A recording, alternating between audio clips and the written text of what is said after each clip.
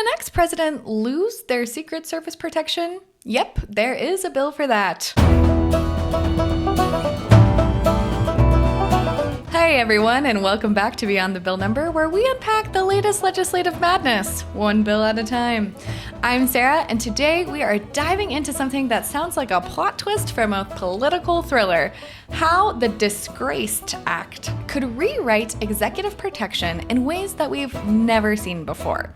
Steven's here with me to break it all down. Hi, Steven. Hi. Steven, are we seriously talking about ex-presidents in prison losing their Secret Service protection? What is going on? Yeah, it's real. So Representative Benny Thompson introduced the Disgraced Former Protectees Act, and honestly, it does sound like something you'd hear in a courtroom drama. So imagine this: a former president is convicted of a felony and sent to prison. Poof! There goes their Secret Service detail. How are they going to deal with all the various people they run into in prison and so on? It is like the plot of a book. Yeah, I mean, no more taxpayer-funded bodyguards, but for a convicted felon, it kind of makes sense, but it also sounds incredibly wild. How did we even get here? Well, I mean, it all boils down to obviously the pretty unprecedented situation that we are currently in the United States. So the current law doesn't anticipate, that a convicted president would need 24/7 security while they're in prison. So the Disgraced Act actually fills that gap. Of course, it's not just for presidents. Any high-ranking official convicted of a felony would be in the same boat. But I mean, let's be real here. Even though it applies to any president, it is largely about former President Trump's possible prison future. Yes, the timing of it says everything about it. And I mean, you gotta love a bill that sounds like it was written with a particular person in mind, but is trying to zoom out a little bit. And, to back up, why do former presidents get lifetime protection in the first place? Well, good question. I mean, so it's basically about protecting a former president from threats. I mean, who's more of a target than someone who once held the nuclear codes? Plus, with the security threats are on the rise, as the sort of Secret Service statistics tell us, really. So the agents are basically glued to these folks for life. And I mean, one interesting point is at the moment, the Secret Service is protecting, I think, about 36 people full time, which is a huge number, actually, and much more than in the past. And the reason is there's just a lot more people to protect. And they say one of the reasons, interestingly, is that current political leadership is quite old.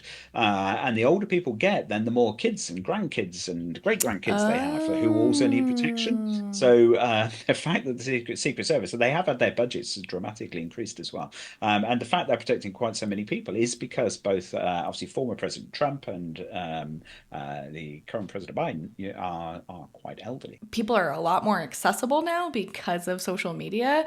And in the past, people kind of were able to be out in the world and maybe you'd hear about where they were the next day. Whereas now it's immediate and, you gotta be vigilant. We talked a little bit earlier about, what happens in other countries, and we don't have the fanfare necessarily in other countries when it comes to politicians, but lots of countries have controversial leaders, and are they offered lifetime protection? Is Boris Johnson walking around with a detail? No, well, actually, so some are and some aren't. So in the UK, for example, there's a risk assessment for each sort of former prime minister, and they get the protection that it's deemed they need. But it's generally only for a while, and it is reviewed periodically. There's no sort of expectation that any political leaders would have protection for life, really. I mean, obviously, when it comes to the royal family and so on, they do. It's the same with France, really. They get a couple of police officers, maybe a car, but they certainly don't get a full-time detail. And Germany's the same, very low key and so on. So in the US, it's pretty unique actually about how this is handled. And as I said, I mean, it is to do with the prevalence of guns and this sort of cultural element that quite a few of your ex-presidents have either been assassinated or shot at. Yeah, and it's not just presidents. The Secret Service, they also protect heads of state, diplomats, VIPs. Pretty busy folks, those Secret Service people. Why strip the protection from a convicted ex-president? And do we really think that someone like that is suddenly safe from threats because they're in prison? Well, so supporters of the bill would argue that it's about principles and fiscal responsibility. So why should the taxpayers foot the bill for protecting someone who, let's be honest, has betrayed the public trust by landing themselves in prison? They say if you're doing time, you shouldn't get special treatment, even if you're a former president. Other prisoners aren't allowed to take bodyguards into prison with them. So why should a president get to do that? And also there's the practical elements as well. So protecting a president while they're in prison, I mean, it's a logistical nightmare for the Secret Service. I mean, imagine trying to keep the Secret Service running around a prison yard, or who's going to volunteer for the detail to, head out to Rikers. Like, they'd effectively be doing time alongside whoever is in jail. And I mean, would the Secret Service be allowed to be armed? Do they get to wear armor? Like, what is going on? What's the opposition for the bill? Surely someone's got to be. Oh yeah, absolutely. I mean, it's important to note, of course, this bill was introduced before the recent assassination attempt against President Trump, and that obviously sort of changed the whole tenor of the conversation, really. So critics like Republican Michael McCall are very concerned that like removing protection would put a former president in serious danger, particularly if you've got someone as polarizing as Donald Trump. And absolutely, threats don't just disappear because somebody's behind bars. In a lot of ways, obviously, a prison can be a more threatening environment than just being out in general public. Right. I mean, you can imagine any number of threats. After all, prisons are not the safest places for anyone, least of all a controversial politician. I mean, this is just really next level stuff.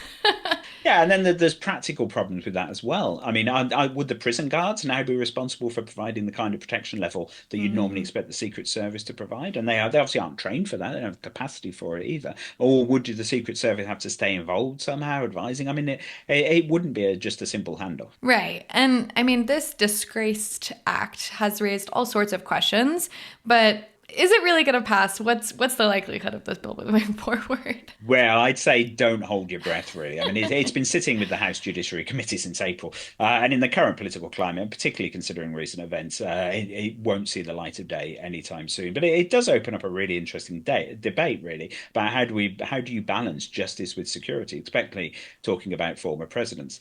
I mean, personally, I think it's a ridiculous bill, frankly. There's no way you could just take security away from a former president, put them in prison. What if something happened to them? Can you just imagine the public outcry? I mean, no, it's you can't. Right. I mean, especially with somebody like Trump, who has kind of done a really good job framing everything that's happening to him in the courts, in the media. And, either people are saying, yep, you did these things and you're a convicted felon, or people are saying this is a complete frame up because of our politics and you don't want him in power again and you are trying to, sacrifice him and all of these things. And imagine if he went to jail and was actually, murdered. So that's crazy. Exactly.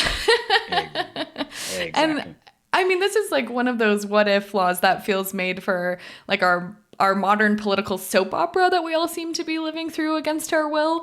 And even if it's not passing for now, the question of if an ex-president goes to prison, we do need to figure out, this is amazing to me that we haven't actually thought about this before this point in time, really. Absolutely, yeah. So the bill probably won't get a hearing in this session, but it does set a precedent for future conversations about how we treat these former leaders who've fallen from grace. And it will become particularly pertinent if Trump should actually be sentenced to prison. Wildly unlikely, I think, as that would be, but partly because of all the issues that we've discussed here. I think it's highly unlikely a judge would actually sentence him to real prison time. But it's a question that can't be dodged forever. Yeah, and I mean, if nothing else, it's given us some very crazy visuals of Secret Services pacing prison corridors. And on that note, thanks for breaking it all down, Stephen. Always a pleasure. So maybe next time we'll tackle something less bizarre, or maybe not. Let's be real, probably not. Thanks for tuning in, everyone. This was Beyond the Bill Number. Don't forget to like and subscribe. And if you have anything that you're interested in us covering, please comment below. We'll catch you next time.